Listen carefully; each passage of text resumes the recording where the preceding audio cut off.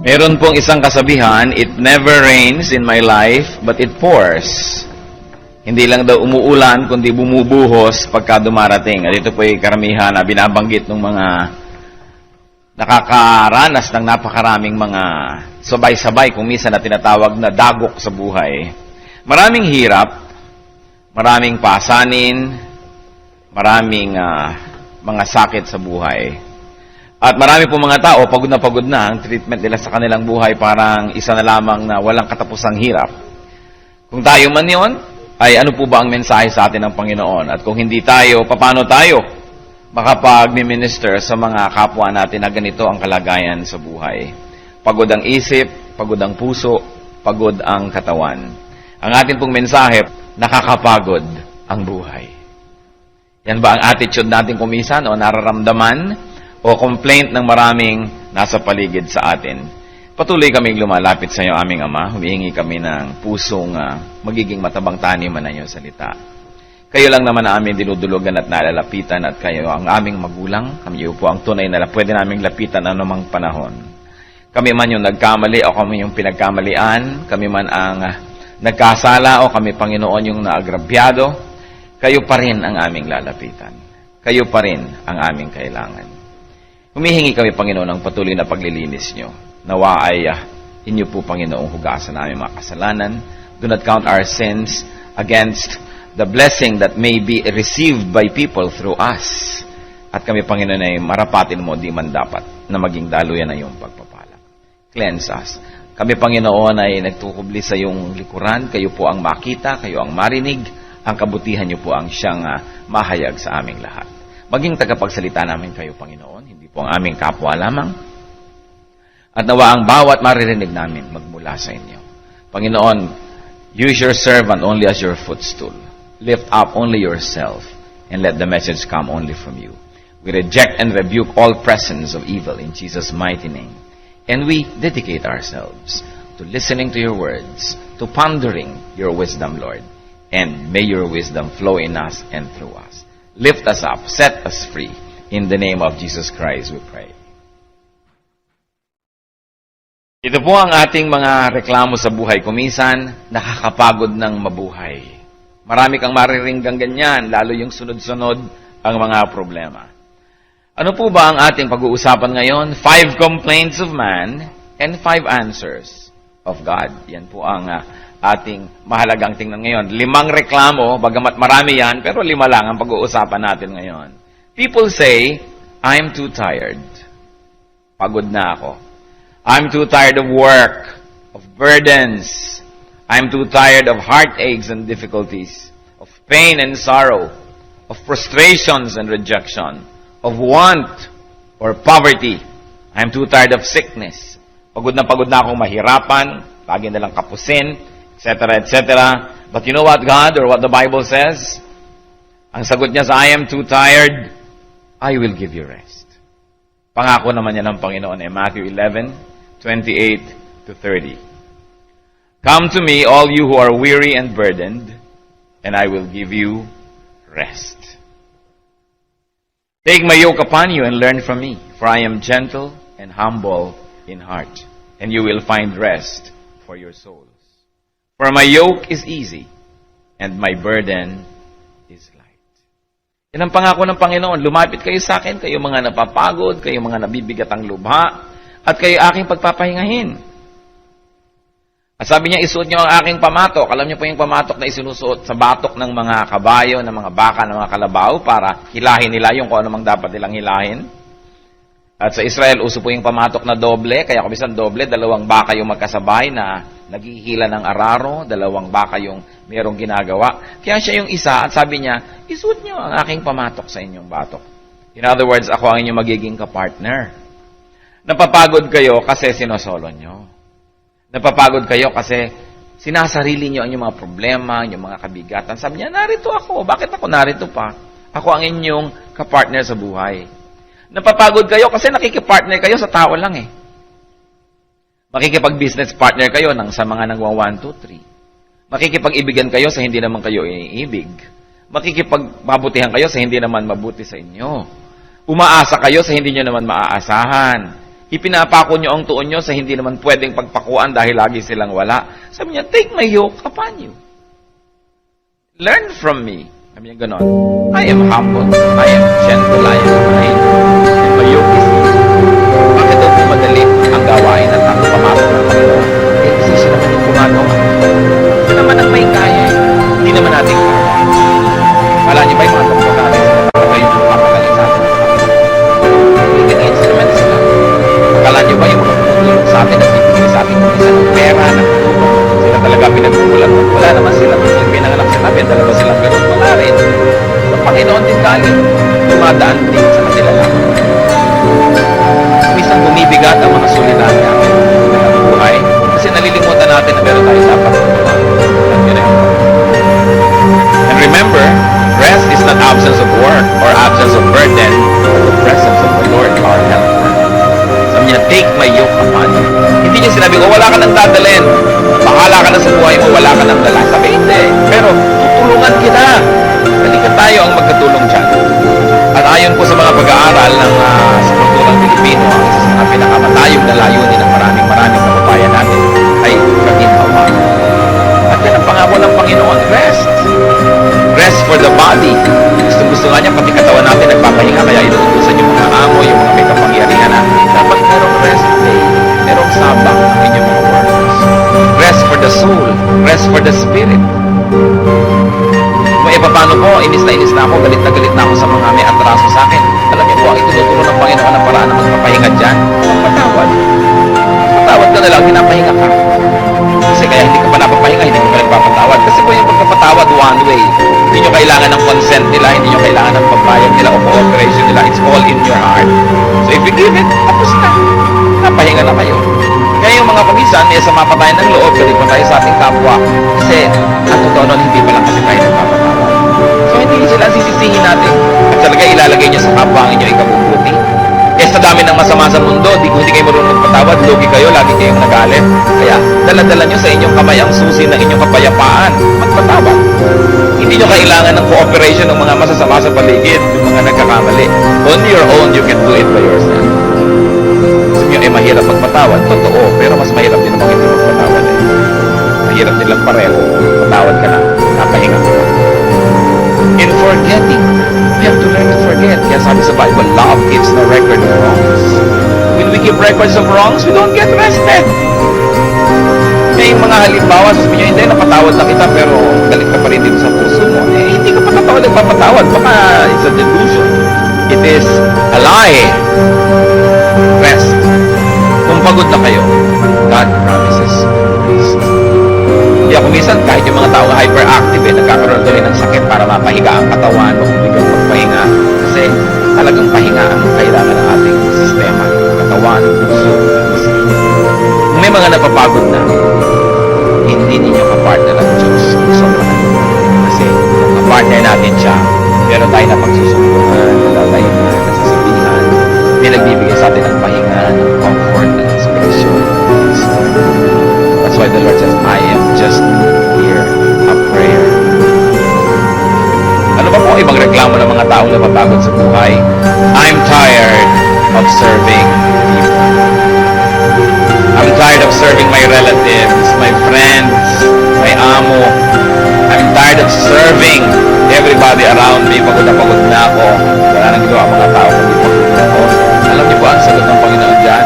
Pagod ka na in serving people? Serve me. Colossians 3:23 and 24. Whatever you do, work at it with all your heart as working for the Lord, not for men. Since you know that you will receive an inheritance from the Lord as a reward. It is the Lord Christ you are serving. Sabi natin, ibig mo sabihin, yung nag-aalaga ako ng nanay ko na pagkasuwit-suwit, naalagaan mo ba, pinapagalitan ko ba? I'm serving the Lord, yes. Kasi ang sabi ng Panginoon, whatever you do to the least of these, nilikha ng Diyos ang lahat ng tao, mahal niya ang lahat ng tao. Sino ang naglilingkod sa mga tao na yun ay parang ang Panginoon rin ang pinaglilingkuran. At sino man ang sumasakit sa mga taong iyon, ang gumagawa ng masama sa kanila, ang Panginoon din ang ginagawa ng masama. Kasi ang Panginoon ang magulang nating lahat. Di ba't pag may anak kayo, may gumawa ng mabuti sa kanila, parang kayo na rin ang gagawa ng mabuti. Pero tayo ang unang-unang nagdaramdam. So, ganoon ang Panginoon. At lalong-lalo na kung sa ministry. Magsaserve ka, inis ka namin sa Asheret, sa mga matitigas ang ulong mga members ng church na ayaw sumunod. Naiinis ka na choir director sa mga choir members kung hindi makarating sa ng oras. Nayayabot ka na sa sinaserve mo and everything. Sabi ni Lord, napapagod ka kasi you think that you are serving people eh. Pero i-consider mo na that you are serving people. In other words, ina-appreciate kung ginagawa mo kung nila inaapos. Ang dami pong tao pag kasi ang ating Diyos kapwa-tao. Pag na-in-love talaga namang nabaliw na ng gusto. Yun na lamang object ng kanyang love ang lahat-lahat. Kaya tuloy pag umalis ay baliw na baliw ang iniwan. Paano? They are only serving people. Pagkatapos, pagka hindi ka in-appreciate, hindi ka tinawa ng utang na loob, galit na galit ka naman. Sabi Lord, serve. Serve the people around you in God's name. And serve the people around you for God's pleasure. Think, consider, and know that you are serving the Lord whenever you serve people. And you will be refreshed. Nakaka-refresh siya. Huwag tayong gumawa ng mga Diyos-Diyosan out of people around us. Kailangan isa lang yung Diyos. Sobra kasi naman yung iba, pagka na-in-love, nahulog ang loob, pagka nahulog ang loob nila sa ganitong nobyo at nobya, sobra yun na ang Diyos. Ang Lord, sir. You shall have no other gods before me. Pinagutos niya. Kaya kayo masyadong nasabing gastado na yung damdamin ninyo.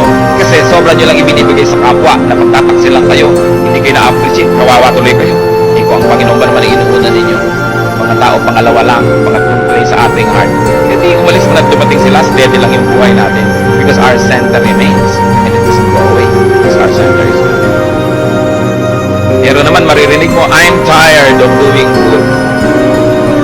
Pagod na rin ako sa paggawa ng mabuti. At ang sagot sa atin ng Panginoon sa Biblia, do not stop. Galatians 6:9. Let us not become weary in doing good, for at the proper time we will reap a harvest if we do not give up. Huwag kang mapagod sa paggawa ng mabuti. Pero nagtanim na po ako, wala pa rin akong inaani.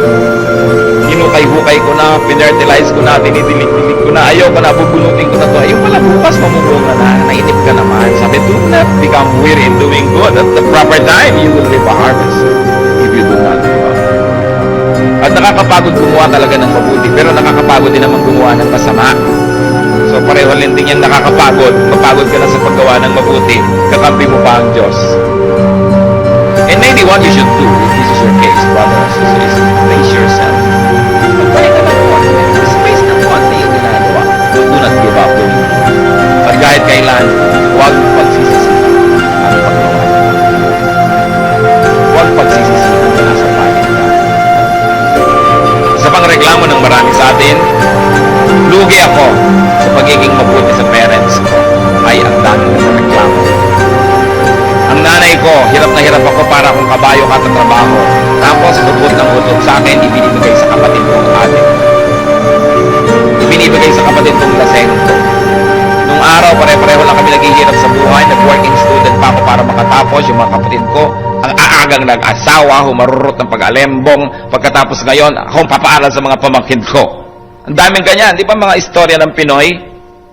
Lugi na ako sa pagiging mabuti sa parents, sa kasusunod, sa katutulong, sa kabibigay. Alam niyo sabi ng Bible, tubo ka. Tubo ka, kapatid. Ephesians 6:2-3, honor your father and mother, which is the first commandment with a promise, that it may go well with you and that you may enjoy long life on the earth. Yan daw ang premyo ng Diyos sa mabubuting anak. So, hindi tayo magsisisi na mabuti ako, sunod-sunod ako sa magulang ko, pag umiyak na ng konti, laglag na ang 1,000 ko.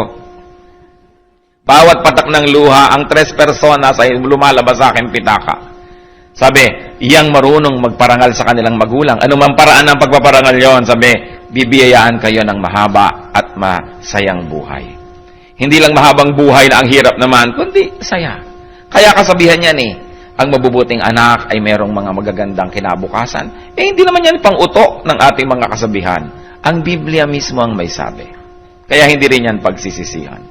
Isa pang nakakapagod, sasabihin ng iba, nakakapagod mabuhay. Nakakapagod ang buhay. Kaya meron nga na tumatalo na sa tulay. Diba? Nung nahulog sa ilog, hindi naman namatay sa lunod, namatay sa pollution. Namatay pa rin. May nakakapagod ng mabuhay, pero ang pangako pa rin, it's very related to what we've been saying all along, you will have rest. May kapahingahan. Hebrews 4:1 and 9, therefore, since the promise of entering His rest still stands, let us be careful that none of you be found to have fallen short of it. There remains then a Sabbath rest for the people of God. Mapagod ba tayo dito sa lupa? Gano'ng kahaba ba ang buhay? 70 years, 80, 90, 100 years? Pero yung eternity in the presence of the Lord is forever and ever and ever. Kaya sabi, napapagod man kayo dito, may inaasahan naman kayong kapahingahan. At hindi naman yun eh. Sabi, every week nga, binibigyan ko kayo ng Sabbath, one Sabbath every 6 days, broken by a 7th day of rest. Pagkatapos binibigyan ko pa kayo ng kapahingahan, which is psychological, which is emotional, which is spiritual. At kung hindi pa kayo kontento dyan, asahan ninyo yung pahinga na naghihintay sa mga anak ng Diyos. May rest here, merong rest there. Brothers and sisters, life is a gift to be enjoyed, not a curse to end. Life is a gift to be enjoyed, not work to do. And definitely, it is not a problem to solve. Regalo ng Diyos ang buhay. Kaya dapat nagpapasalamat tayo may buhay.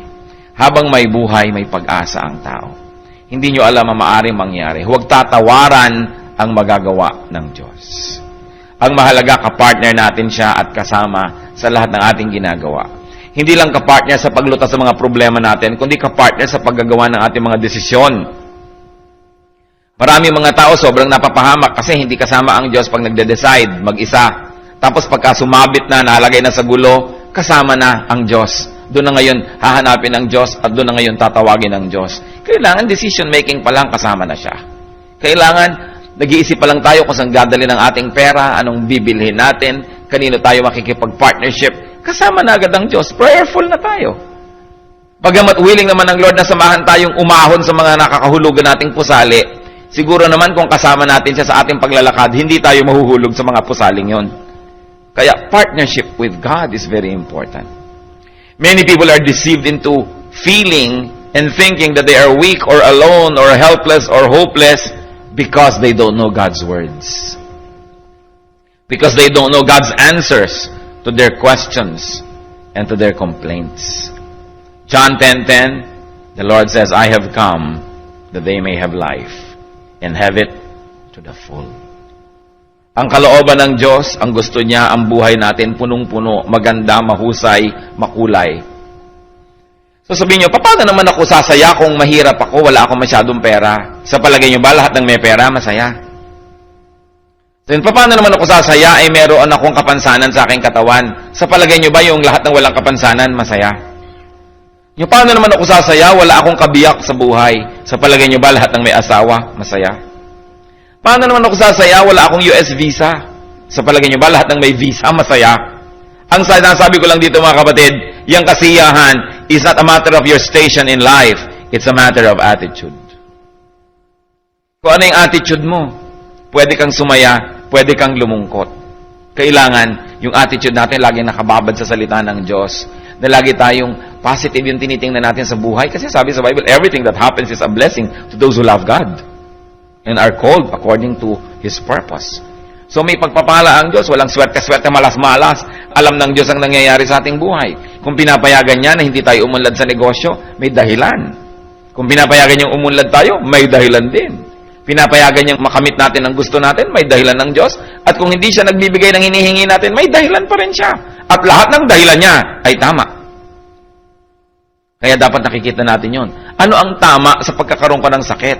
Anong tama sa pagbagsak ko sa board exam? Ano ang tama sa pagkakasunog ng aming bahay?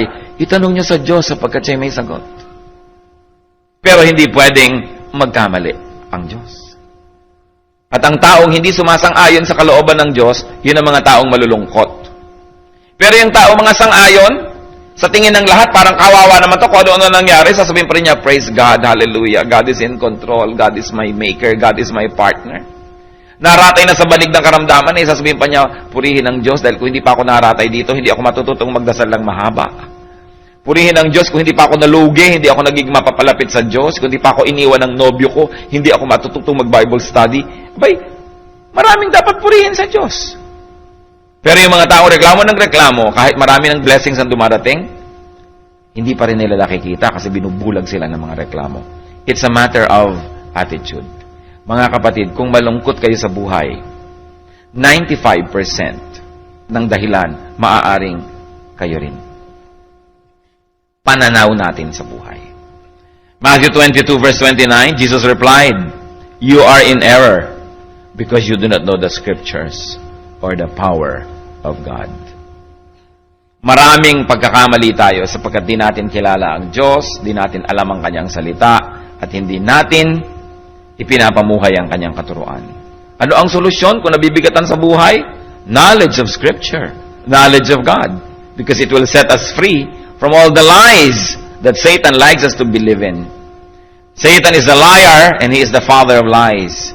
At ang isa sa mga kasinungalingan na yan, ang buhay ay nakakapagod, dapat wakasan, dapat takasan. Kaya anong ginagawa ng iba? Iinom ng isang katerbang sleeping pills. Meron lang tamang oras ng tulog at may tamang oras na gising tayo para ma-appreciate natin ang araw, ang buwan, ang buhay, tapos tutulugin mo lang. Lalasingin mo ang iyong utak para hindi mo malaman ang nangyayari sa planeta. Babangagin mo ang iyong utak, magda-drugs ka para 3 araw kang gising, tapos biglang 3 araw kang tulog. Hindi tayo kasabay sa rhythm ng mundo na nilikha ng Panginoon. Marami, hindi nila na-appreciate ang pang-araw-araw na buhay na ibinibigay ng Panginoon kasi tinatakasan. Umagang-umaga pa lang naglalasing na para malasing na ang utak. Tinatakasan ang mundo. Life is not a prison to escape from. It is a garden to enjoy. But you've got to open your eyes to the beauty of life. Kahit pa nga, marami tayong mga pangangailangan kung minsan hindi natutugon. At kung gano'n nga ang nangyayari, dapat pa rin tayo magtanong, bakit ang hirap-hirap ko? Gusto ba ako ng Diyos na maging mahirap? Ano ang mali sa ginagawa ko, sa pamantayan ko sa buhay, sa estilo ko sa buhay? Bakit puro na lang hirap? Kasi alangan namang nilikha ako ng Diyos para paghirapin. It is important to know God. At sa Isaiah 8:19, should not a people inquire of their God? Meron tayong tanong, lumapit sa Diyos. Meron tayong mga duda, sa Diyos tayo magtapat. Sa Diyos tayo lumapit. Sa Kanya tayo humingi ng mga kasagutan. May layunin, may misyon, may ganda ang buhay. Huwag nating payagan na yung kapangitan na ugali ng ating kapwa ay magtakip sa ating mata para mabulag tayo sa ganda ng buhay. When people live together, some will smile and some will frown. But you need not mind them. Travel on as best as you can. Take people as you find them. At huwag niyong gawin ang buhay niyo na reformatory institution ng planeta na lahat ng tao sa paligid gusto niyong baguhin.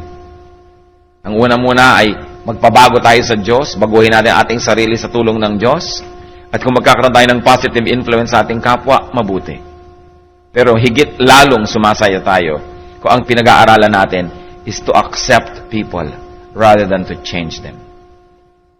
Because to change people, you have to change what? How many billion people on the planet? How many people around us must you change? And then look around you, face the mirror and say, ang sarili ko ba, nabago ko na talaga? Kung hindi pa, paano nyo naman aambisyoning baguhin ang inyong kapaligiran at ang inyong kapwa? Kaya yung marunong tumanggap sa kapwa, yun ang sumasaya. Yung bang, talagang ganyan na nga yung nanay ko, kung magbabago, mabuti, kung hindi, andyan na yan, appreciate na lang kung ano yung mabuti. Ganyan na talaga yung asawa ko, ganyan na talaga yung kapitbahay ko, yung biyanan ko, sige, tanggapin na lang. Kasi kung lagi ka na lang magrereklamo tungkol sa hindi niya ikinasusunod sa kagustuhan mo, hindi ka mauubusan, kapatid, ng irereklamo sa buhay. Kaya yung marunong magpatawad at marunong tumanggap sa kapwa, yun ang mga taong gumagaan ang dibdib. Yun ang gumagaan ang buhay. Sapagkat kung susuriin, ang pinakamabibigat na dala ng tao ay yung unhappiness about other people around them.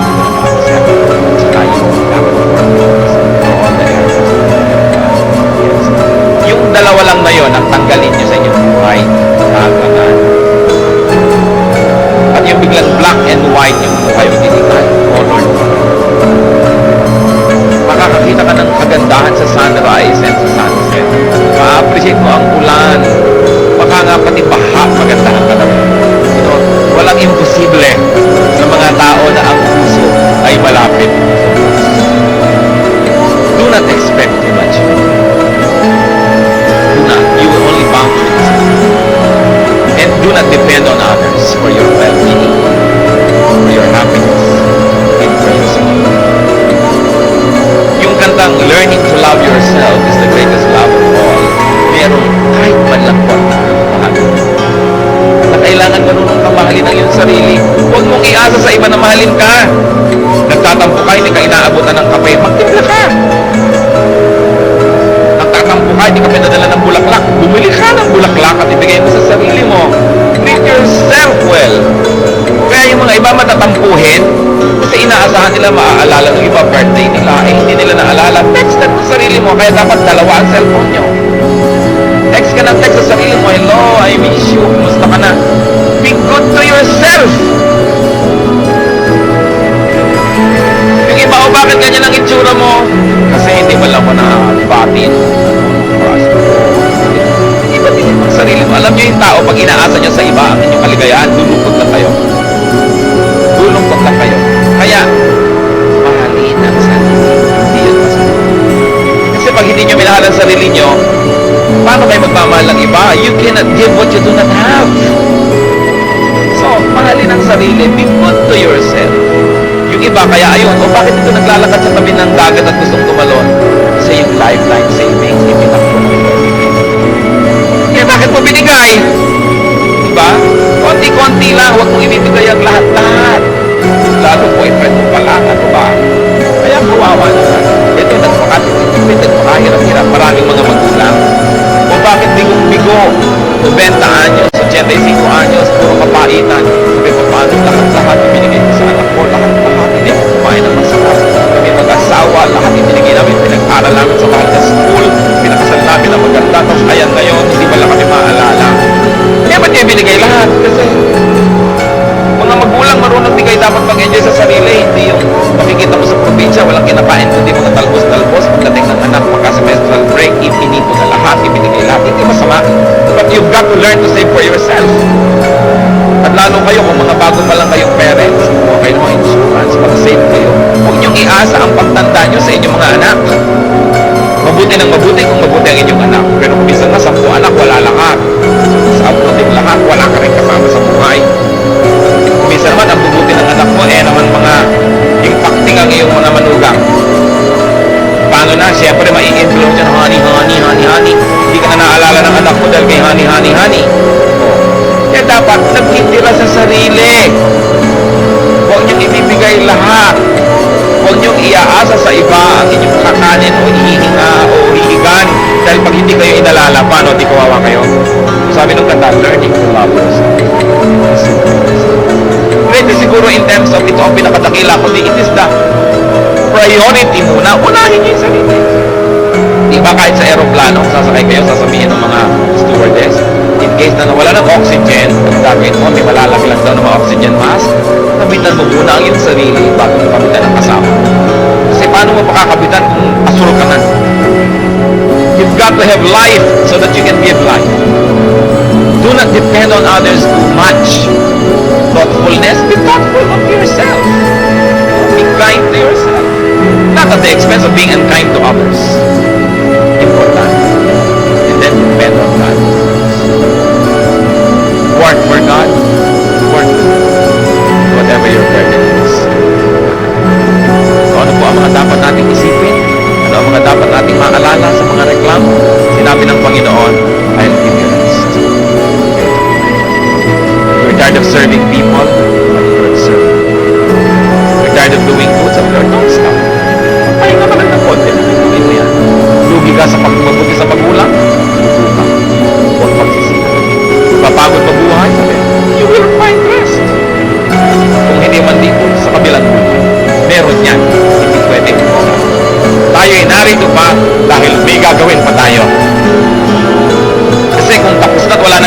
ang Diyos, not 1 second longer will make you live on earth.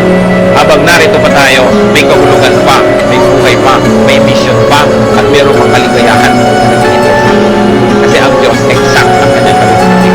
Kung tapos ka na dito, ulit ka na. Narito pa tayo dahil gusto pa ng Diyos. Hindi tayo dapat mapagod mabuhay. Panginoon, salamat sa iyong kabutihan sa amin. Salamat sa iyong mga pagpapaalala. At salamat, Panginoon, sapagkat kayo ay tunay na pinagmumulan ng kaliwanagan sa aming puso. Nawa, Panginoon, ang aming dalangin kung may mga kapatiran kaming nakikinig ngayon sa iyong salita. Na ganito ang kalagayan, napapagod na sa buhay, kung minsan gusto nang sumuko. Ipakita mo sa amin, Panginoon, ang kabanalan ng buhay. That life is sacred because it comes from you. Na maluwalhati namin kayo, masamba sa pamamagitan ng pagiging buhay. Na buhay na hindi lamang naman hinahanap nyo yung buhay na nagdarasal, nagpupunta sa church, kundi buhay na natutuwa kaming ma-enjoy ang iyong creation. When we have a cool shower, when we drink a steaming cup of coffee, when we enjoy the breeze, O Lord, when we look at the sunset, when we find the beauty of the stars, that we remember you, that you want us to enjoy. You have surrounded us with so many beautiful things to soothe us, to please us. Nawa, Panginoon, makita namin kayo sa mamunting mga bagay. May we find you, Lord, in the smile of a child, in the small gestures and touch from our friends. Makita namin kayo, Panginoon, sa mga natatanggap naming cards and text messages. Makita namin ang kabutihan ninyo, maging sa mga na-enjoy namin, Panginoon, na hangin from electric fans, from air conditioning, lahat ng mga natural things na ito, Panginoon, you arrange and you rearrange and you enable men to arrange and rearrange for our comfort, for our enjoyment. You are a very thoughtful God. Pag nag-enjoy kami, Panginoon, ng malamig na inumin, ng mainit na pagkain, maalala namin kayo that even temperature comes from you. Pag kami, Panginoon, nagkakaroon ng fever, maalala namin how you have designed our body to fight foreign matter, Lord, that tries to make us sick. That's why our body responds. Pagka nasusugatan kami, Lord, at nag-aampat yung dugo, Lord. When our blood stops flowing because of the mechanisms that you have given our body, maalala namin kayo. Pag inaanto kami, Lord, na gusto na namin magpahinga sa